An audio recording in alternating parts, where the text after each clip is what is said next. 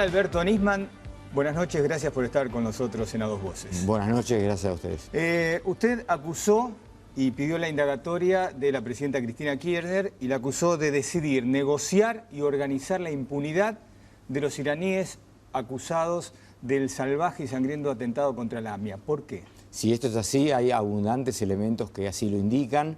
Fíjese que yo lo que he hecho es radicado una denuncia, podía no haber pedido declaración indagatoria. Respecto a unas personas con las cuales entendí, entre ellos la señora presidenta, el canciller y otras personas más, que había elementos ya muy concretos, avancé en la indagatoria. Antes que nada quiero aclarar que el gobierno de Néstor Kirchner fue quien más ha hecho, desde el punto de vista político, de apoyo a la unidad fiscal AMIA para el tema del esclarecimiento de este atentado. Puedo decir que durante su gobierno, y prácticamente diría mientras vivió Néstor Kirchner, porque este tema empieza a los 2 meses de su muerte, y no es casual, y después voy a explicar por qué, se rechazaron todos los reclamos de Irán, y se les decía, señores, acudan por la vía normal, por la justicia, que era como tenía que ser. Hubo un fuerte respaldo político, de eso dan cuenta el ex jefe de gabinete Aníbal Fernández, García Moritán y fundamentalmente Bielsa, que da un ejemplo clarísimo. Dice, recibimos varios pedidos, entre ellos un ofrecimiento de Irán, durante el gobierno de Néstor, de comprar trigo por 4.000 millones de dólares. A cambio querían que los involucremos de la causa de AMIA. Esto es una cosa. Lo que ha ocurrido en este último tiempo con la presidenta Cristina Fernández de Kirchner no es distinto al gobierno de Néstor, es totalmente opuesto. Ha habido un cambio radical, ha habido una alianza con los terroristas, se ha negociado con el Estado que ampara a los terroristas. Pero usted está diciendo que el gobierno de Cristina Kirchner hizo una alianza con el los Poder terroristas. El Poder Ejecutivo, y ahora le voy a mostrar por qué. El tema es el siguiente.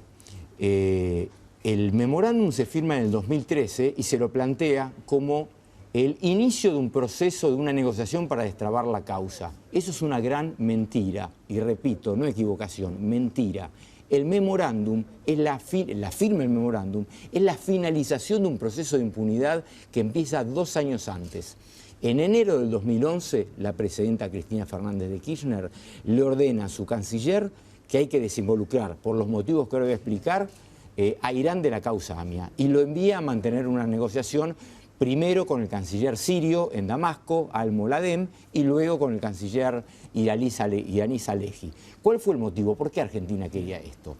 Y acá quiero hacer una aclaración porque acá pareciera que el Poder Judicial se entromete en facultades del Poder Ejecutivo. Nada más alejado de la realidad.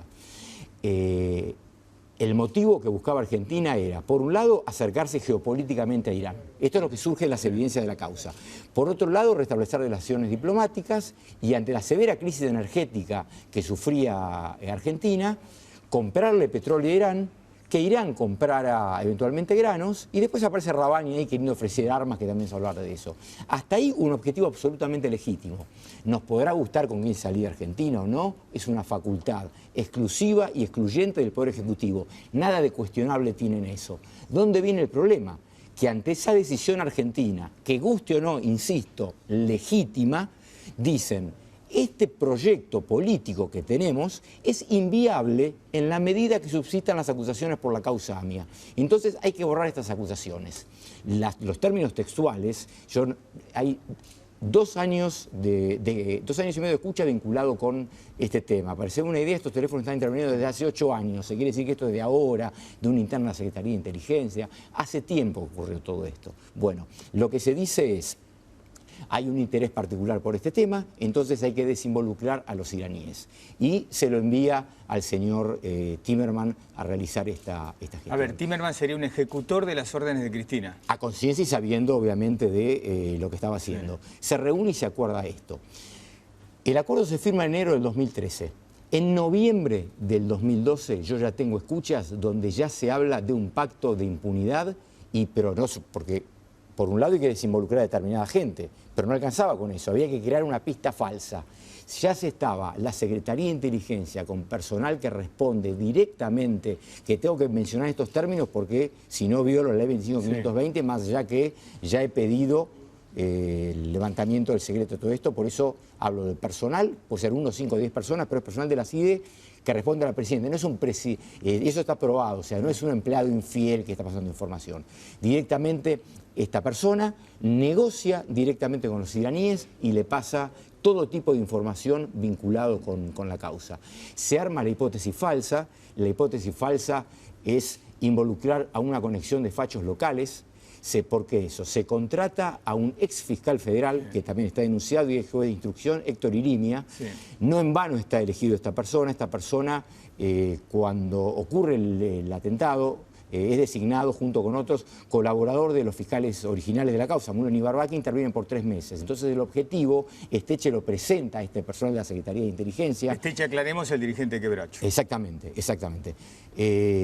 Para que Irimia, con su conocimiento, determine, bueno, esta hipótesis que vamos a crear, tratemos de que mínimamente enganche y cierre. Vos que conocés la causa, participá en eso. A tal punto llega la cuestión, son tantos los elementos, son tantas las conversaciones, las admisiones de Irimia, que Irimia dice, bueno, tanto que hablamos, tenemos que argumentar eventualmente si nos descubren una excusa. ¿Y qué dicen? Como Irimia alega tener vínculos con la Iglesia Católica, la excusa que dicen que si lo descubren hablando de este tema o reunidos es un tema religioso de unión entre el chiismo y el catolicismo. O sea, de esta manera se acuerda la impunidad. A raíz de todo ¿Quiénes son los fachos locales? Bueno, tengo que ser absolutamente franco en eso. La versión se refiere a fachos locales. Un grupo de fachos locales que ellos ya lo tienen armado, pero que no surge de las escuchas. Yo tengo una impresión mía, pero como la tengo simplemente no fundada en prueba, no la voy a decir. Pero cualquiera fuere, no serían los responsables por más personas que puedan tener antecedentes o no delictivos. A su vez, discúlpeme que le interrumpa, se arregla ya que la Comisión de la Verdad está absolutamente arreglada y la persona de la Secretaría de Inteligencia, el personal de la Secretaría de Inteligencia que responde a Cristina Kirchner, actúa como prácticamente un agente iraní.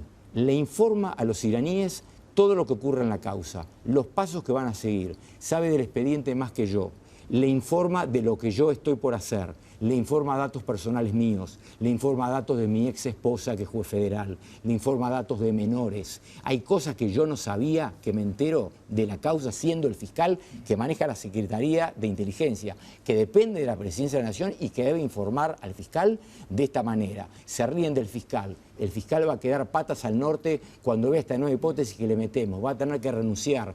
Nos vamos a sacar a este ruso de encima. Por decir algunos términos. Todo eso decían agentes de la Secretaría de Inteligencia. Estamos hablando de agentes y que responden directamente a la presidenta, que está absolutamente probado. Nada de lo que se hace acá es sin la directiva expresa de la presidenta. Esta no es una suposición por pensar que la presidenta maneja en general el gobierno del país. Está específicamente probada la cercanía y cómo se la consulta. Usted considera, lo interrumpo, usted va a coincidir en que resulta increíble que una presidenta pueda estar involucrada en esto. Yo también lo creo increíble. Es más, yo desearía, creo que no es así, no tener razón por una cuestión institucional, por el daño que le hace al país. Mire, voy a contar una infidencia. Con el equipo que venimos trabajando esto hace más de 2 años y medio, en un momento estábamos tan convencidos que nos planteamos la hipótesis inversa. Dijimos, ¿no estaremos en un microclima? A ver, hagamos al revés. Hagamos de cuenta que somos abogados defensores. Vamos a tratar, que conocemos el tema, de buscar, si tuviéramos que defender todo esto, ¿qué salida tiene? ¿Sabe la solución que se encontró, así en tono de broma?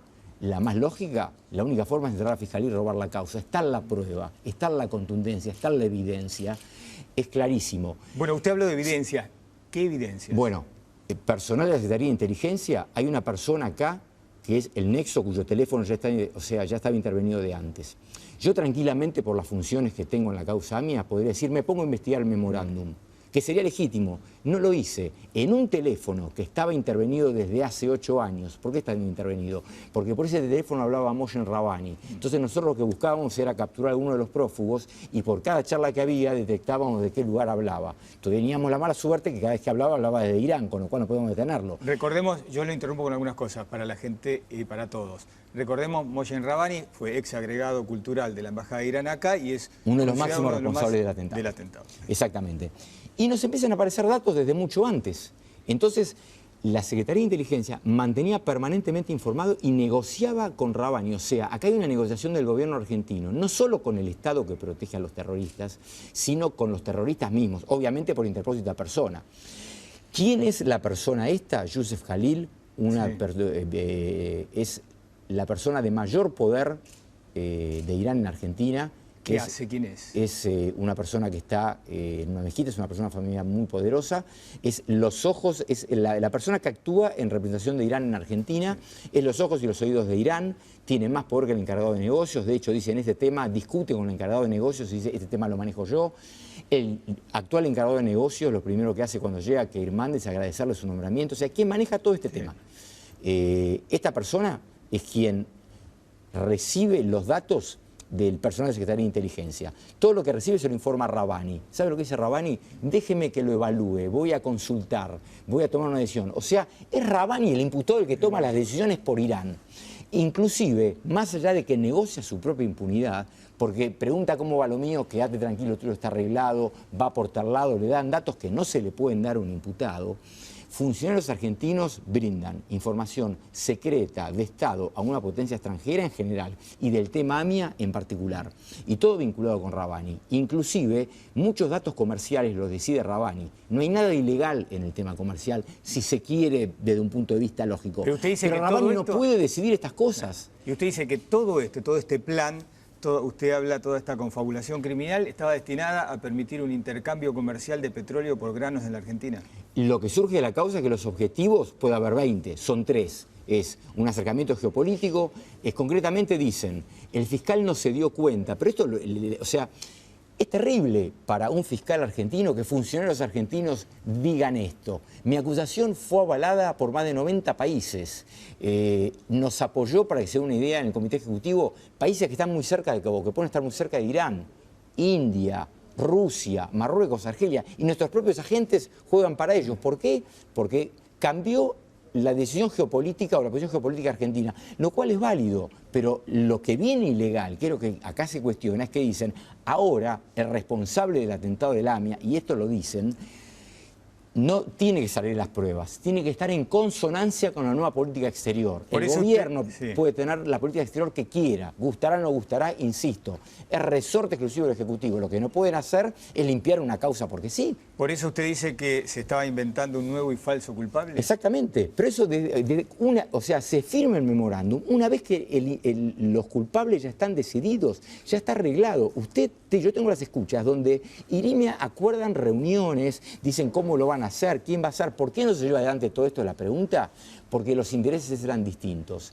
Este tema no llega a, como se llamaría, un final feliz, como que era Argentina, que era la desincriminación de Irán, y no se firma el memo por una sola cuestión, porque no se bajan las circulares rojas. No preveían eso. Acá, algún alto acá también, aclaremos a la gente, son circulares rojas de Interpol. Son órdenes de captura en la búsqueda de los responsables acusados del atentado contra el AMIA, que son ciudadanos iraníes. El mayor interés de Irán, que era evidente, porque aparte me lo han dicho en las reuniones que hemos tenido en Interpol, a Irán no, obviamente que se obtenía la desvinculación del tema, le importaba, pero lo principal para Irán acá era la libre circulación de sus ciudadanos. Irán no podía soportar que lo hayan echado a Bajidi de Bolivia. Recientemente, hace 3 meses, por ejemplo, recibimos una consulta de Interpol Corea del Sur que nos preguntaba, tenemos un pedido de Rezaji. Rezaji es una persona que está con captura, también otro participante del atentado, que fue, imagínese la envergadura, ex candidato presidencial en Irán, que dice, quiere viajar a Corea del Sur. ¿Subsiste la captura por parte de ustedes? Le dijimos que sí, no terminó viajando. ¿Usted se cree que le hace gracia eso?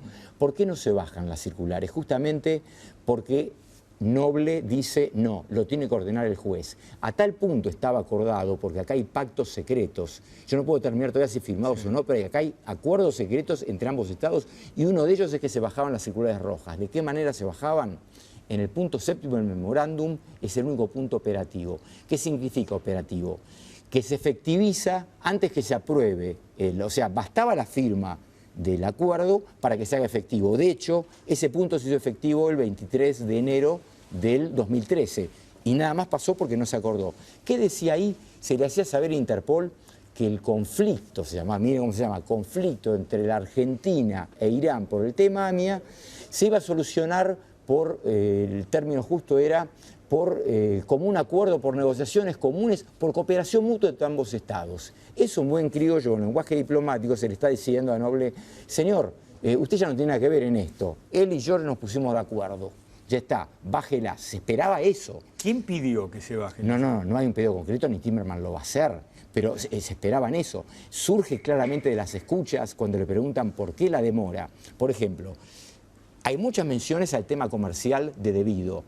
Yo no lo acuso de Debido, ¿por qué? Porque justamente por la prudencia, porque Debido interviene mucho en el tema comercial, pero hasta ahora lo que tengo probado es que lo de él es el tema comercial, no que estuviera al tanto de que esto era para desinvolucrar a los iraníes. Quizás el día de mañana se prueba, no lo sé, pero hoy no. ¿Qué quiero decir con esto? Entonces, con este tema comercial, ¿a dónde se quiere llegar? Que justamente lo importante acá era ese acuerdo. Y Rabbani no puede estar decidiendo este tipo de cuestiones. Y las terminaba decidiendo Rabbani. Nisman, a ver, vamos repasando a los que involucra usted. Cristina Kirchner, usted dice que decidió, negoció y organizó todo, la impunidad.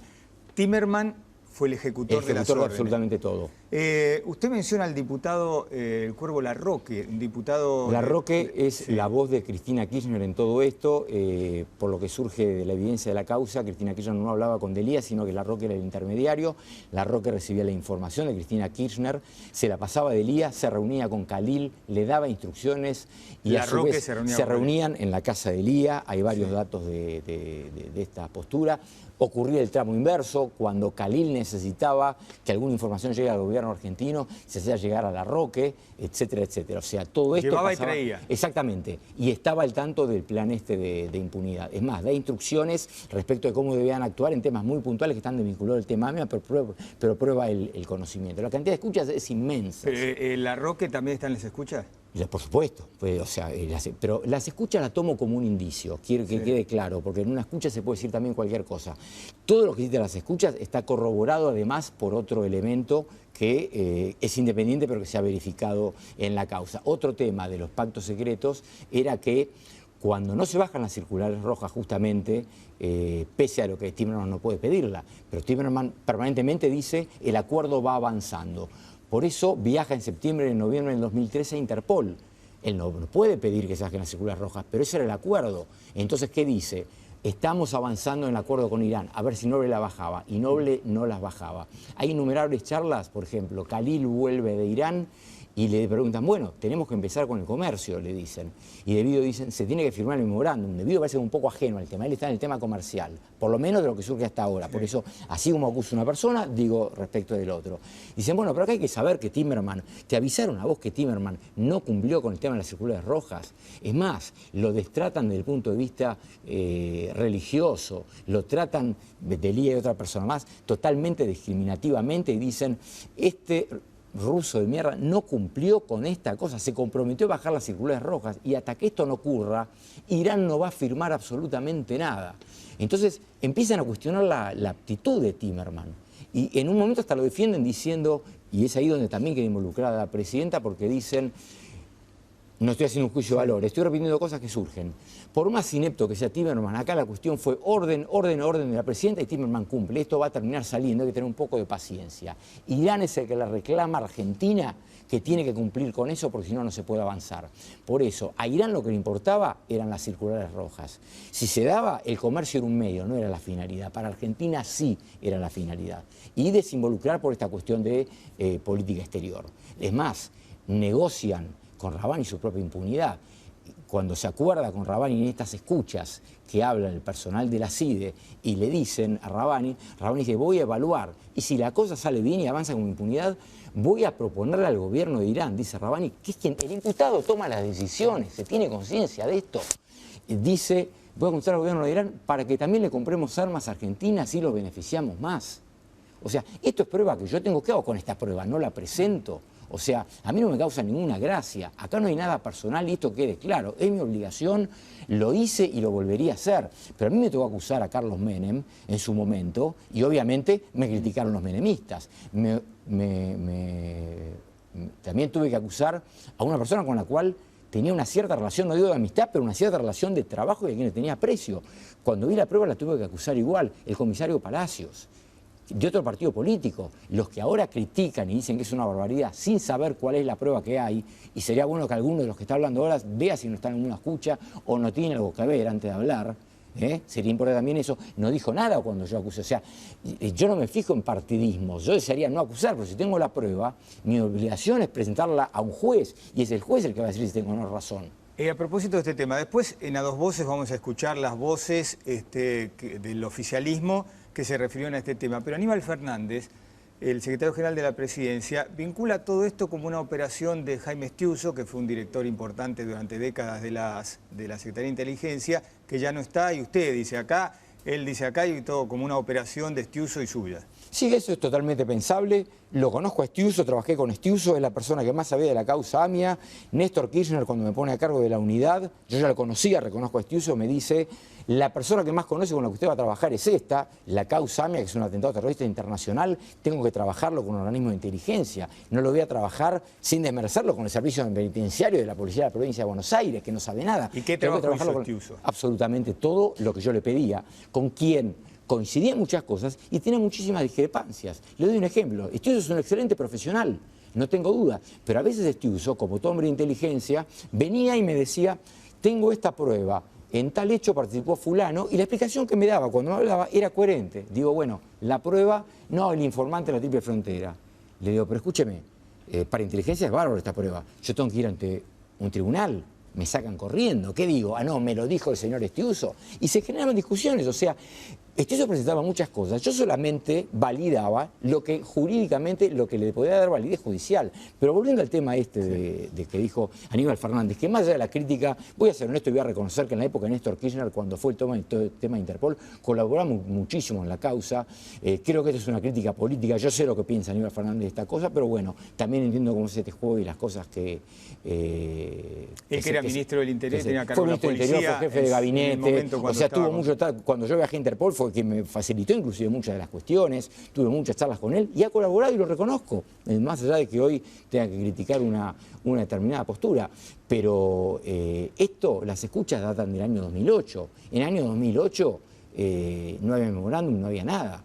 A mí me llevó 2 años escribirla. Lo de la Secretaría de Inteligencia ocurrió hace poco tiempo. El personal de la Secretaría de Inteligencia que está involucrado, yo no sé si sigue ahora, lo que sí sé es que estaba antes de este problema.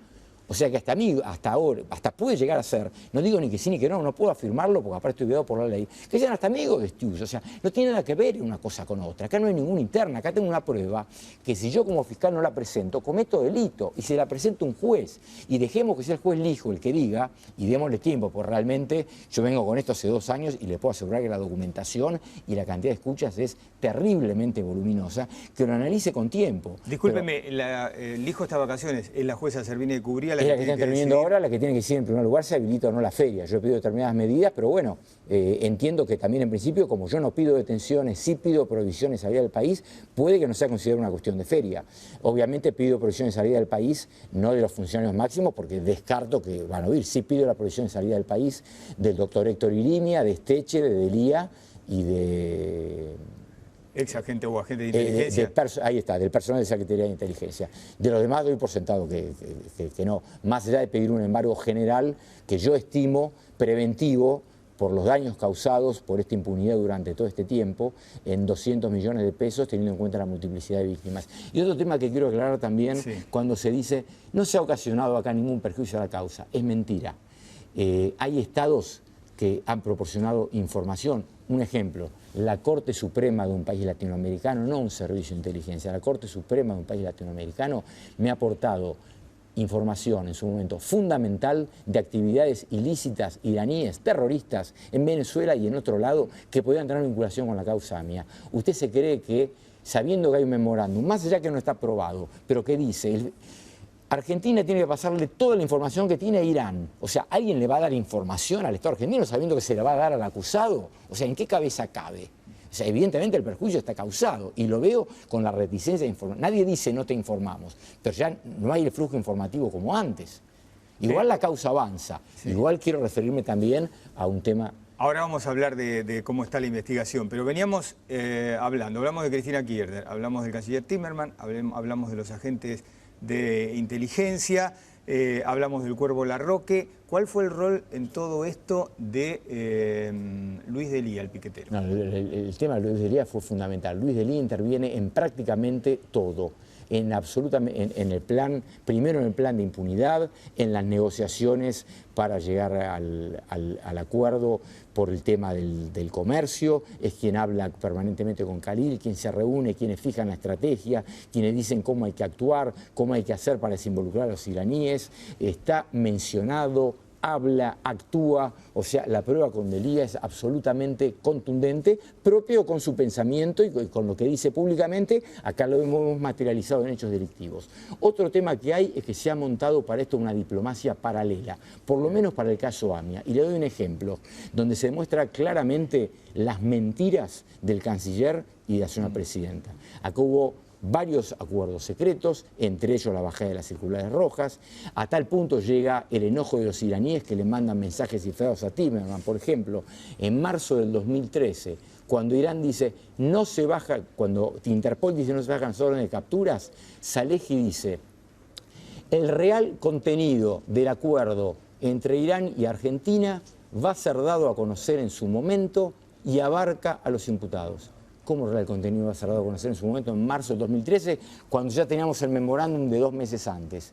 A su vez, se acuerda también que Bahidi, aún en el caso que tenga que interrogar la Comisión de la Verdad, porque no interrogaba el juez, no iba a ser interrogado. Eso ya estaba acordado. Por ese mismo motivo, Timerman se había comprometido, si usted recuerda, cuando se firmó el memorándum con las instituciones judías y los familiares, que iba a haber un anexo donde se iba a establecer que la declaración indagatoria iba a ser válida como tal, porque el memorándum no surge y todo eso.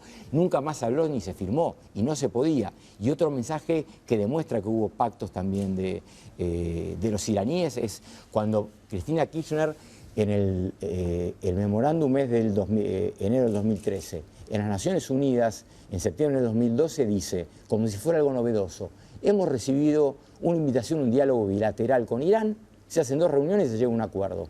Después se comprobó, porque Salehi lo dijo primero y Timerman terminó reconociéndolo, que es como digo yo y como surge de las escuchas, que las negociaciones empezaron 2 años antes y abarcaban directamente a la impunidad.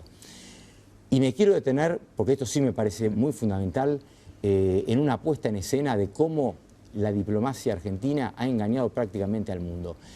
En Naciones Unidas, si usted recordará, en el 2013, el discurso de la presidenta sucintamente dice: queremos que Irán nos diga si el acuerdo se aprobó, cuándo se va a reunir la Comisión de la Verdad y cuándo va a viajar el juez. Vamos a darle un marco a esto, porque hoy lo contábamos en Todo Noticias. Cristina Kirchner venía siendo muy criticada por la oposición en la Argentina, diciendo que el memorándum no había servido para nada, que Irán no iba a avanzar con eso y que Irán se negaba a entregar a responsables del atentado. Entonces Cristina Kirchner va a Naciones Unidas y pasa esto que usted dice. Pasa esto. Al día siguiente, llamativamente, Timerman dice: recibimos una nota un jueves del canciller iraní para una reunión bilateral del sábado.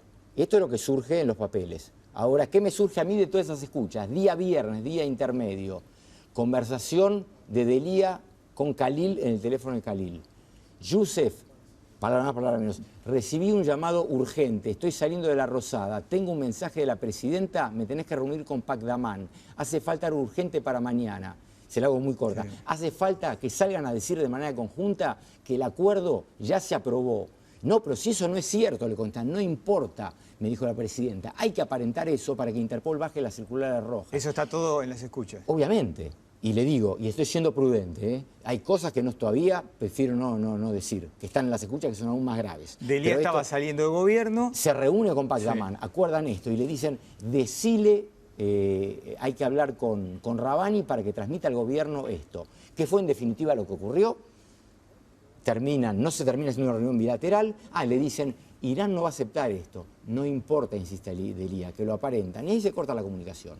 El sábado se lleva a cabo esa reunión bilateral, no hay una declaración conjunta, pero Irán dice: aprobamos el tratado por el Consejo Supremo. Nunca más habló del tema, nunca más se aprobó. Fuimos a IRNA a ver si efectivamente lo había aprobado. ¿Sabe lo que dice IRNA, la agencia oficial iraní? Según el único datito, 3 renglones. Según dijo la agencia argentina Telam, Irán aprobó el tratado. Es ilógico, es como si la agencia Telam diría: la presidenta Kirchner va a salir en cadena nacional, como si IRNA, la agencia iraní diría, en Argentina. Y nunca más pasó nada, no hubo intercambio de cartas reversales y todo. Como eso es permanente la cantidad de cosas. E insisto, no se puede negociar la impunidad con nadie y menos con el imputado. y sí se puede negociar si se quiere comercio, pero no con el principal imputado. Acá las decisiones las tomaba el imputado. Y el personal de la CIDE, que parece un agente iraní, cuando hablo de personal no estoy hablando de número, puede ser 1, 5 o 10, insisto, pero que responden directamente a la presidenta, no actúan de motu propio. Todo lo que hacen es porque se lo piden y está claramente porque se ve en las acciones posteriores. Adelantan cosas que después ocurren, adelantan cosas que va a decir la presidenta, además de una relación muy cercana que, bueno, tampoco le voy a decir cuál es la prueba que tengo contra todos ellos, ¿no? Nisman, en todas estas personas que usted menciona en su pedido de indagatoria está, y nos queda el último, que es Fernando Esteche, el dirigente de Quebracho, porque digamos, usted presentó a Delia con un poder realmente muy importante como nexo. ¿Y Esteche qué hacía? Bueno, Fernando Esteche es una persona que yo realmente, personalmente, con mi desconocimiento, lo tenía más que nada como un hombre, como se conoce habitualmente, como un piquetero. Debo reconocer que, sin jugar su nivel intelectual, es un hombre bastante pensante. En concreto, ¿qué hace? Es uno de los que diagrama, y con un tino, que algo yo de derecho creo que conozco, bastante acertado, la hipótesis falsa, cómo imputar falsamente. Presenta irimia a la Secretaría de Inteligencia, a esta gente justamente para que armen la hipótesis falsa, para que engarce. Y actúa en todo este tipo de cuestiones. Es más, si uno sigue todo el tema de las escuchas, Irán admite y hasta se jacta, en más de una oportunidad que cometió el atentado. Obviamente yo, fiscal, no voy a probar la responsabilidad de Irán en el atentado por una prueba extrajudicial, la tengo por otro lado, pero esto no hace más que corroborarlo. Es impresionante de la forma como se admiten los hechos. O sea, todas las preguntas que la gente normal que entendía el tema se hacía, que no entendía el memorándum, que no encontraba explicación, que podía presumirlo, pero que tiene una opinión, todo está explicado en estas escuchas y en estas pruebas que se obtuvo. Es un rompecabezas que se arma. Esto empezó, le digo, octubre del 2012. Antes del memorándum viene un empleado mío, pues yo era Secretaría de Inteligencia, ni transcribía las cosas, enviaba escuchas que nosotros ordenábamos, pero como estaba tan desahuciada, creo, con el pacto de Irán, ya ni le daba importancia al tema mía. Y no mandaba las escuchas, pero tenía un empleado que la escuchaba. Y un día viene y me dice en octubre del 2012, antes del memo, doctor, mira, acá hablan de usted, que quieren desinvolucrar a Irán, que todo esto. Y yo me reí. No lo tomé en serio. De la misma forma que con error no tomé en serio a Pepe Liachev y dudé de él y confié en el gobierno argentino y hoy obviamente me tengo que arrepentir. Una vez comete errores. Pero claro, después cuando se siguió avanzando y se veía que lo que decían las escuchas se corroboraba, se terminó armando todo un rompecabezas perfecto, y además, insisto, no son solo las escuchas, son fundamentales porque son hilo conductor, pero la prueba es determinante. Acá se buscó por una cuestión política, que se puede negociar políticamente, insisto, lo que quiero, que no se confunda más eso. Lo que no se puede hacer es, en aras de ese alineamiento político, borrar una causa judicial de un plomazo, que es un crimen de fundamentalmente una causa que es un crimen de lesa humanidad, muerto 85 personas, imprescriptible y calificado como genocidio por el juez de la causa. Para ir cerrando, fiscal Nisman, ¿cómo está? Porque hablamos de todo esto, pero ¿cómo está la investigación hoy de los responsables del atentado que dejó 85 muertos en 1994? Bueno, justamente era un tema en el cual estoy trabajando que no, si yo no pensaba no decirlo, pero ahora me parece importante explicarlo porque viene a colación del tema del memorándum con Irán. Está muy próximo a salir, y cuando digo muy próximo a salir, porque ya lo tengo la decisión tomada, estamos con las correcciones finales. Existe una forma para extraditar, que los iraníes sean juzgados en la República Argentina. La verdad parece increíble, bueno, porque no hay manera de... Mínimamente, sin dar demasiados detalles, porque van a salir prontamente la resolución, voy a dar unas ideas. Obviamente Irán no lo va a entregar voluntariamente. Quiere decir que acá va a intervenir un organismo internacional. Un organismo que tiene que actuar compulsivamente, porque Irán no lo va a entregar. Para actuar compulsivamente sobre Irán, Irán tiene que ser miembro de ese organismo. Bueno, estas circunstancias se dan. No está establecido expresamente, pero hay jurisprudencia en otros casos que con menos requisitos de esos se ha obligado a que los extradite bajo percibimiento, sino de extraerlos de ese organismo internacional. Exacto. No entrar en Irán y llevárselo, sino obligar a que extradite. Exactamente, por un organismo internacional que tiene facultades compulsivas sobre los miembros, e Irán es miembro. Esto va a salir ahora, con lo cual no sé si va a cumplir, pero con los antecedentes que hay y la jurisprudencia, que el excelente equipo que tengo, porque acá no es el fiscalismo, es el excelente equipo que tengo, de las responsabilidades y los errores, y todo me hago cargo políticamente yo. Ahora, los éxitos indudablemente son de mi equipo, es brillante y hemos encontrado una solución que realmente creo que es totalmente aplicable y se va a firmar en los próximos días. Lo último para cerrar, ¿usted considera que le cambió su vida a partir de hoy? como fiscal y su vida privada? Indudablemente, indudablemente. Yo antes de empezar todo esto le tuve que decir, y es lo único que quizás me puede quebrar, a mi hija de 15 años, decirle, mira, quizás tengas que escuchar de tu padre las cosas que nunca te imaginaste que podía decir una persona. Me dijo, papá, yo te conozco, es terriblemente doloroso, pero bueno, sé que es mi función, lo acepto y estoy convencido que el juez ante quien se lo presente, cuando me decían que cuando yo denuncié a Palacios en realidad era porque perseguía a Macri, lo mismo de Menem, toda esta gente que ahora han sido, cuyos procesamientos fueron confirmados por la Cámara y van a juicio oral, que ocurre exactamente lo mismo. Le toca al doctor Lijo porque por conexidad es el que interviene en irregularidades, pero con cualquier juez sé que esto llega a buen puerto. Va a llevar su tiempo porque obviamente yo estoy tirando una información que yo me tomé, obviamente, 2 años y pico de análisis, escribir y todo, y estoy tirando todo un día para otro. Pero bueno, va a tener toda la colaboración de la Fiscalía en esto. Obviamente que me ha cambiado la vida, pero bueno. Usted ha tenido, por el cargo que tiene, custodia, va a seguir teniendo, la tiene. Sí, la tengo bien. Y con respecto a esto, una de cal y una de arena, quiero reconocer que independientemente de esto, yo cuando tomé esta decisión no notifiqué absolutamente a nadie y asumo las consecuencias justamente porque fue una decisión propia mía, pero quiero hacer una mención a la procuradora, la doctora Gil Carbó, que con respecto a la custodia, antes de esto, que en el mes de diciembre le llega una actuación a la Procuración donde yo aparezco mencionado, como también pasible de amenazas, y se tomó el trabajo de llamarme y muy gentilmente decirme, doctor, mire, pasa esto, no quiere que usted, yo sé que usted tiene custodia, no quiere que se le incremente. Le digo, la verdad, doctora, hoy lo voy a repensar, pero le dije, con la que tengo me alcanza. Doctor Nisman, piénselo, lo va a necesitar y todo. No sé si será la misma actitud que he tomado, pero en su momento, obviamente que tengo custodia, no me agrada, pero sé que es necesario, porque obviamente uno también tiene vida privada y se limita un poquito, pero lamentablemente es así y recibo mensajes, no de ahora por ese tema, sino de hace muchísimo tiempo. Lo que pasa es que uno no anda denunciando todos los días, pero hay causas por varios juzgados por este tema. Fiscal Nisman, muchas gracias por haber estado esta noche con nosotros y ojalá que se esclarezca todo esto, porque la denuncia, como usted entenderá, es gravísima, tiene una gravedad institucional realmente muy importante. Para mí ha sido un dolor terrible hacerlo, pero insisto, lo volvería a hacer y es una obligación moral. La publicidad de los actos del Estado hace a la esencia republicana de gobierno. Me parece que la gente debe estar informada de todo esto. Y si me equivoqué, que creo que no, porque como dice el doctor Carlos Fait, los hechos son sagrados, las opiniones son libres, esté Nisman o no esté Nisman, las pruebas están. Pero me gustaría equivocarme justamente por la institucionalidad del país, porque esto le hace muy mal al país. Creo que no, pero bueno, lo volvería a hacer y es una lástima, pero la prueba es muy contundente. Gracias, fiscal. Gracias a usted.